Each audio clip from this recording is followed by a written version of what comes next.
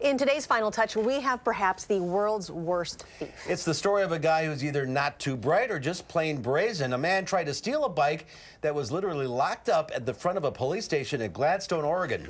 Two police officers were inside the station watching security cameras as Adam Valley tried to cut the bike's lock with some bolt cutters. The officer confronted Valley with a taser. Within minutes, the would-be bike thief was handcuffed, pockets searched, unmasked, and taken to jail. Valley now faces 3 separate charges, and it appears the 26-year-old was arrested in November on similar charges. Why would you go and steal a bike? Maybe he can't read. See? Yeah. There goes the mask. Thanks for starts right now. Right now at 5, how Lake firefighters are remembering Captain Chris Truman after he was killed by a drunk driver while helping during a crash. And what Governor-elect Tony Evers says he's planning to do during his first days and months in office. The city of Janesville saw growth and development in 2018. We'll tell you how that'll carry into the new year. This is News 3 at 5. And thanks for staying with News 3. The Lake Mills Fire Department is remembering Captain Chris Truman after he was killed New Year's Eve in a crash on the Beltline. Captain Truman stopped to help at the scene of the crash on the Beltline in Monona Monday and was hit before officials arrived. Truman was a firefighter in Lake Mills for 13 years. Firefighters are remembering Truman as not just a firefighter, but a friend. When he came to work, he would find things to do instead of having to be told what to do. And he was always looking, and almost every time he stopped in my office, one of the questions he had is, "There's something you need?" And, that exemplifies, again, who he was. We rode our Harleys together. We vacationed in Acapulco last year.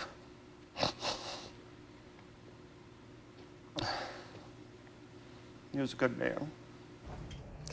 Police said they have arrested 28-year-old Samuel Kremers of Columbus on suspicion of homicide by intoxicated use of a vehicle. And loved ones are remembering the fallen Lake Mills firefighter. Today, his fiancée and her children shared stories about a man they call a hero. Keely Arthur joins us live along the Beltline. Keely? Well, it's right here behind me on the Beltline where Captain Chris Truman lost his life trying to help someone.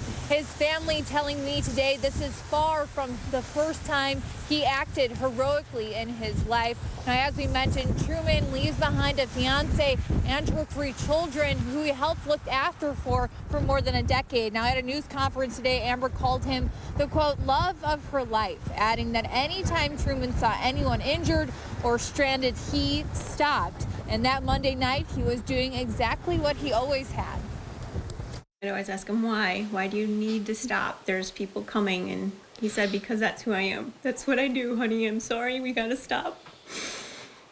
And he always kept me safe in the truck. Even when I tried to get out and help, he'd tell me to get back in. He was a very loving, caring man. Amber added that Chris believed he would die in the line of duty. She said it was something that he was okay with because he knew it was in order to help other people. And the family of the woman Chris tried to help on Monday night did write a note to the Lake Mills Fire Department saying that they are so grateful for Truman, calling him an angel, and saying that he saved their daughter's life. Back to you.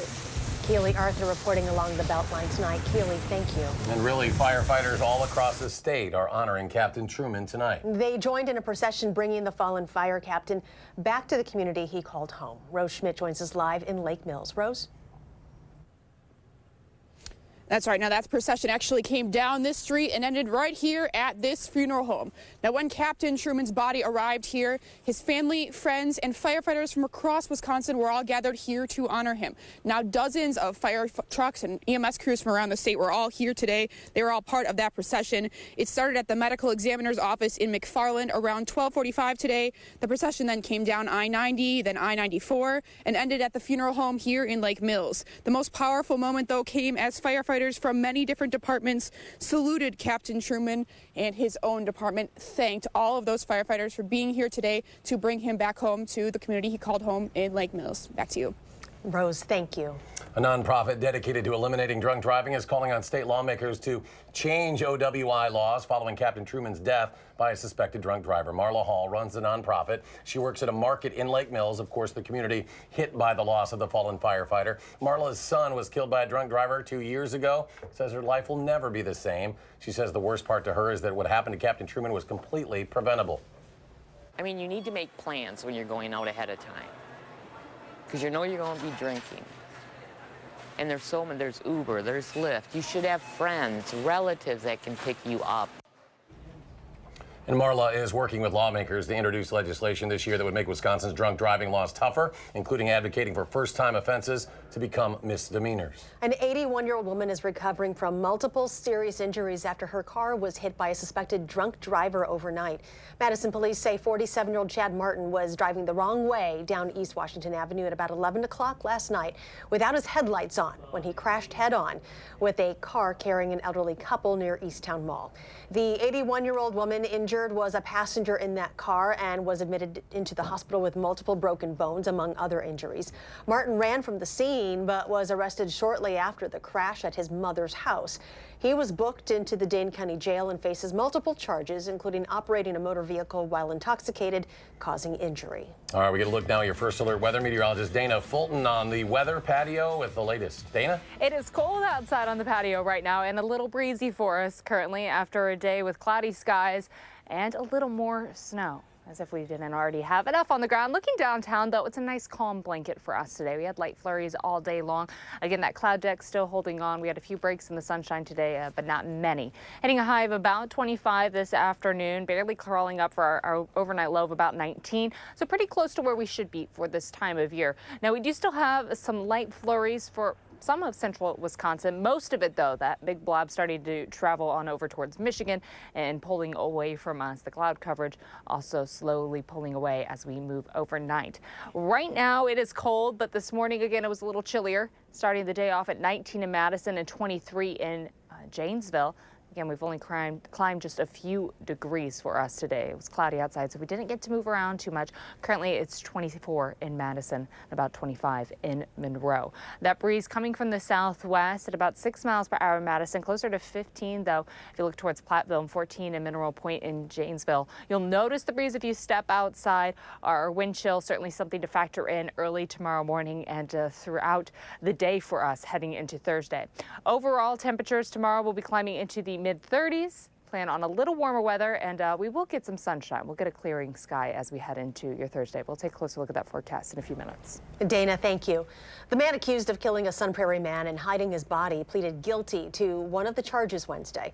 60-year-old Daniel Leeske was charged with first-degree intentional homicide and hiding a corpse in the death of 21-year-old Jesse Faber. Prosecutors said Leeske shot Faber 5 times and hid his body in Rio, which is about 30 miles from where he was last seen in Marshall. Leeske pleaded guilty today to hiding a corpse, but a trial is scheduled for January 7th for his first-degree intentional homicide charge. Leeske's fiancée, 52-year-old Michelle Goss, pleaded guilty to helping him move the body. Her sentencing is scheduled for April. Dodge County deputies are investigating after receiving 2 reports of shots fired on New Year's Day. Early Tuesday, deputies received a report of bullets being fired at a house on County Road W near Hemlock Road. Deputies say a window of that home, a shed, and pickup truck were all hit. 45 minutes later, they received another report of shots being fired just north of Buckhorn Road near County Road C. Deputies say they didn't find any bullets. There were no reports of damage there. Officials say no one was injured. They're unsure if those 2 incidents are related, but are continuing to investigate. Governor-elect Tony Evers will announce his final round of cabinet picks tomorrow, and we are learning tonight he's also planning to visit the state's troubled youth prison at Lincoln Hills. Chief political reporter Jessica Arp sat down with Evers today to learn more about what he's planning with his first days and months in office. How are you feeling as you sort of prepare to take the oath of office? Feeling great. The transition process is going really well, and you know it's much more complex than one would ever think. So you had said that day one of your administration, you'd send a letter withdrawing from the ACA lawsuit. Yeah. There's now some new steps that may be involved with that, given the lame duck session. So what are your plans specifically when it comes to that issue, and now also in light of the judge essentially ruling on that case? I still believe that that getting out of that lawsuit would have been the right thing to do, and it's going to continue anyway. So we're going to be able to monitor that going forward. We'll continue to fight for the people that have pre-existing conditions like yours truly, and also make sure that we seek out that Medicaid expansion money. They're all tied together. We're not going to give up on any of that, but us getting out of that lawsuit is kind of somewhat of a moot point. You know, it was solved in not a very good way in the federal court. We believe that it will be overturned by the Supreme Court or some other courts in between. So what else do you intend to do on your first day in office at this point? We have some small executive orders that are going to be done that are just kind of general in nature. But the most important thing to me is to make sure that we get our cabinet secretaries off to a good start and that we have government serving the people of Wisconsin. So we'll be spending a lot of time doing that the first couple of days. I'm going to be visiting Lincoln Hills to understand the issues there. In that first week? Yes, oh yes, absolutely. It's about relationship building. It's about, you know, my promise to the people in Wisconsin about Lincoln Hills, making that visit. But even going forward, that's going to, you know, we're going to be working on budget and all that. It's going to be very time consuming. Evers says that state budget will include a promised $1.4 billion for public schools and a Medicaid expansion, but he's already facing questions about how Republicans will receive that spending plan.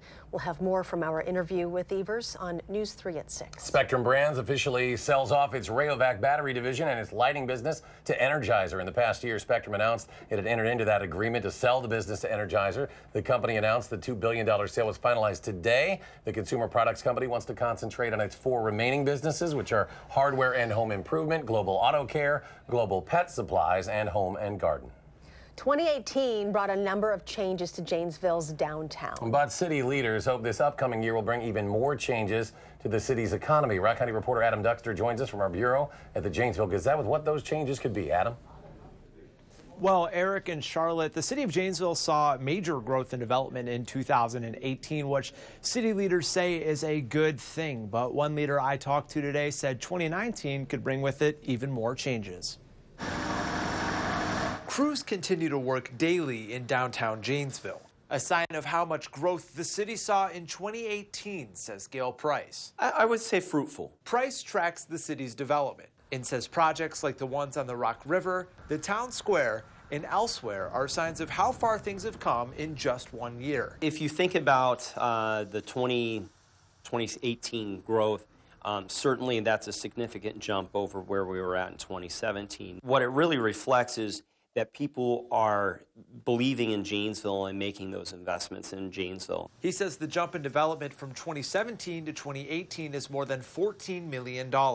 Now his attention is turning to next year. And I think we can see a lot of projects move forward in 2019. Where he hopes the city will figure out a future for the former General Motors site, closed a decade ago, while also providing additional housing for a city that desperately needs it. Really, 2019, the number one goal is going to have to be housing.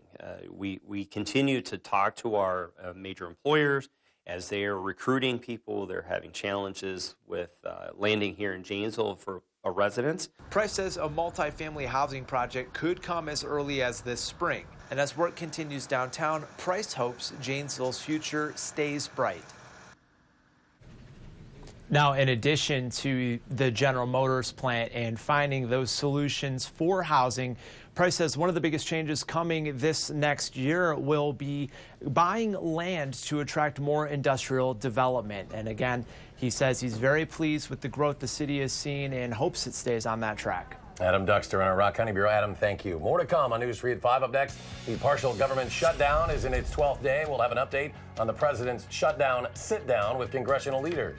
And an American detained in Russia on spy charges. What his family has to say about these allegations. And on Wall Street, first full day of trading of the new year. Dow up 19, the NASDAQ adds 31, the S&P 500 up 3. We'll be right back.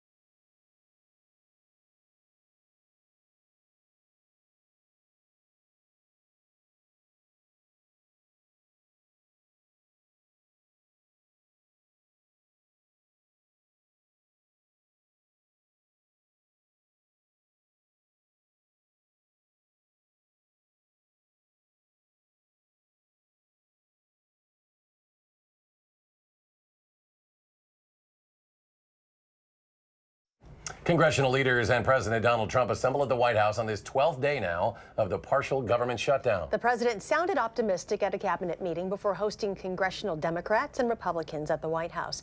It has been 12 days since parts of the government closed, and both sides are still at odds over funding for a border wall. I think we can work with the Democrats actually and get quite a bit done. We need a physical barrier. Everything else is bells and whistles. The Trump administration has suggested that Democrats are divided, saying Senate Democrats were open to a deal, while blaming soon-to-be House Speaker Nancy Pelosi for holding up a possible compromise.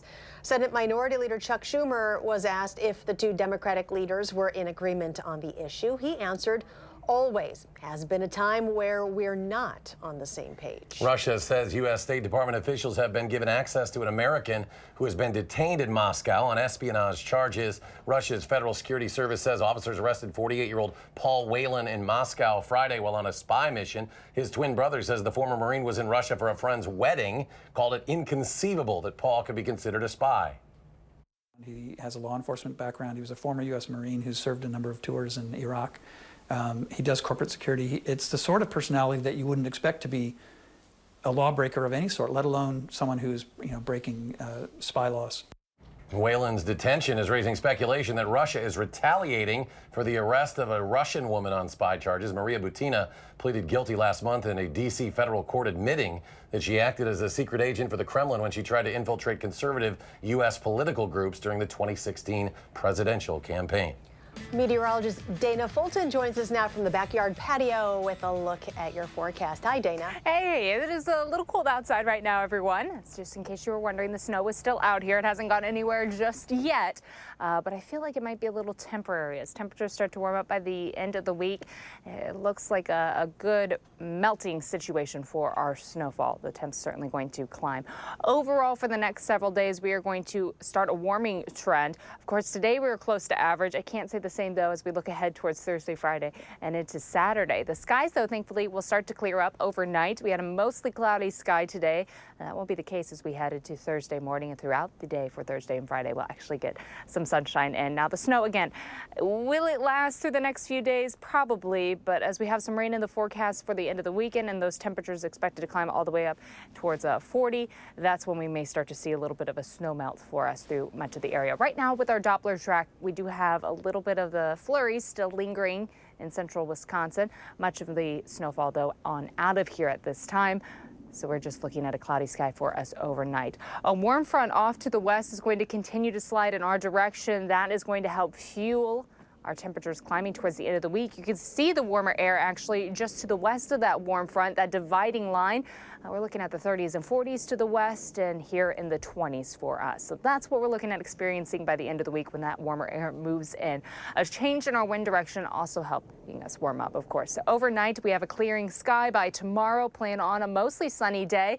The temps will actually be in the mid-30s, so about a 10-degree jump from what we saw today for our afternoon highs. Heading into Friday, we are still seeing mostly sunny skies. A nice end to the week. Our first Friday of 2019 afternoon highs will be close to 40 in the upper 30s through the Madison area, much of Dane County. But for southern Wisconsin, some areas may be in the low 40s for us for Friday. Looking through the next 6 to 10 days, the general trend throughout the country actually just looking to stay above average. And then as we advance into that 8 to 14 day trend, it seems like we are likely to start to back down just a little bit with our temperatures. But still in that Midwest region, looking through much of Illinois and of course southern Wisconsin, we are right at the heart of the warming trend for the next several days. Overnight tonight, still cold though, in the middle to low teens tonight. Our sky again becoming partly cloudy for us late or early in the morning. Tomorrow we'll have a high of 34 in Madison, a mostly sunny sky. It'll be a little breezy outside though. We're looking at wind speeds anywhere from 10 to 20 miles per hour. I'd prefer if that was more in the 5 to 10 range, but it is going to be a little breezy heading into Thursday. Notice the sun. It is going to stay as we head through the rest of the work weekend into the weekend. We climb close to 40 on Friday with a mostly sunny sky. Saturday, mostly sunny in the low 40s. And our next big system is going to start to move in on Sunday. As temperatures will stay close to 40 for afternoon highs for Sunday and Monday. We are going to have some rainfall and snow mixed on in overnight Sunday and for Monday morning, maybe again at night. Could be a little messy heading into Monday morning. We'll keep an eye on that though. We got a few more days before we need to iron out the timing with that system coming through. That's going to kick off our first full work week of 2019. Right now on the roads, actually, things look fairly okay for us. This is the Beltline right at Park Street. Most sides thankfully moving along, though we are seeing a few of those red spots where the slowdowns are right now along the Beltline. Speeds for you, if you're going a little further west on the Beltline, eastbound though, 58 miles per hour, closer to Gammon, and then you get a little closer to Fish Hatchery Road, about 53 miles per hour, and then there's the drop as you get closer to John Nolan, down to 22 miles per hour. Of course, north of Madison, speeds seem to be doing just fine. 151 northbound, about 69 miles per hour near Columbus. If you look just towards Sun Prairie, we're at about 73 miles per hour. So we got good news there for much of the interstates. And in fact, even as we look at our drive times, seeing green. Janesville to the Beltline should take you just 26 minutes, 16 minutes from Middleton to Sauk City, and from downtown to Sun Prairie. So in the traffic world, a lot of good news. And as far as your weather is concerned, I would consider a warm up to be mostly good news for us right now. All right, Dana, thank you. Thanks, Dana. Ahead at 5, NASA releasing images of the most distant object ever explored by humans. We'll have the details after a short break.